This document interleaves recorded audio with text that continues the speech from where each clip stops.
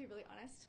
Sit down with me. Everyone sit down. Not enough of you are reading historical romance, and I need more friends to be reading historical romance. I'm not even joking you. Specifically one that I'm going to tell you about today. Yeah, I read it like, last week.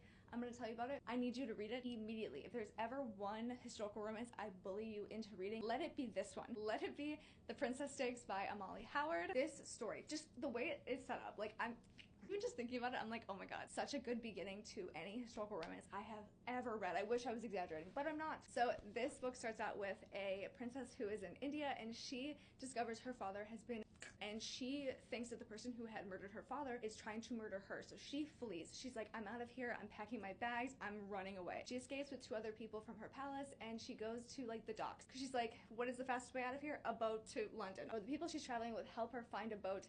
And even though the captain of the boat says, no, we can't take passengers, this is not a passenger ship, they sneak on anyway. And it is much to our main character's surprise when she finds out that the captain of this boat is actually the man that she fell in love with 5 years ago and hasn't seen or spoken to him in 5 years. The Princess Stakes is a second chance romance between 2 people who had once had a relationship, but then due to some circumstances and duty, they couldn't be together, and they had this like huge betrayal that happens. They go 5 years without seeing each other, and they are reunited on a ship to London after our Princess Rani is trying to escape. In the meantime, our 2 characters are kind of rekindling a love that they once had together, even though they are both completely different people. I loved this book so much. If there's any book that I can convince you to read, especially a historical romance, I want you to read this one because I loved it and I want you to love it.